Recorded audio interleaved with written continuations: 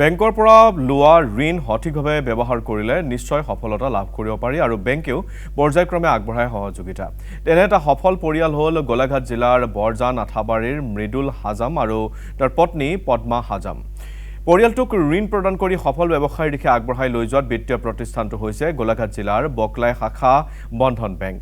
2004 চনত আঠাবাৰীৰ পদ্মা হাজামক প্ৰথমে গোটৰ জৰিয়তে 40,000 টকাৰ ঋণ প্ৰদান কৰিছিল আৰু সেই ঋণেৰে আৰম্ভ কৰিছিল তামোল পাণৰ দোকান।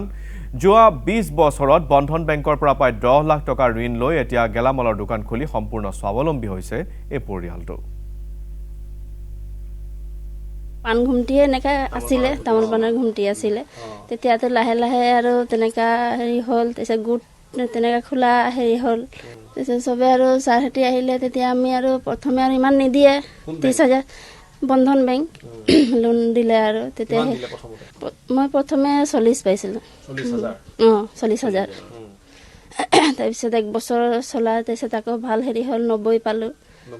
90,000 দিলে তেনেকা আৰু তাৰপিছত 2-3 বছৰ তেনেকাই 90, 1 লাখ তেনেকা চলাৰ পিছত 1 লাখ হেৰি হোৱাৰ পিছত মানে বন্ধন বেংকে সহায় নকৰা হ'লে কি বহুত দিগদাৰ হ'লহেঁতেন, নোৱাৰিলোহেঁতেন।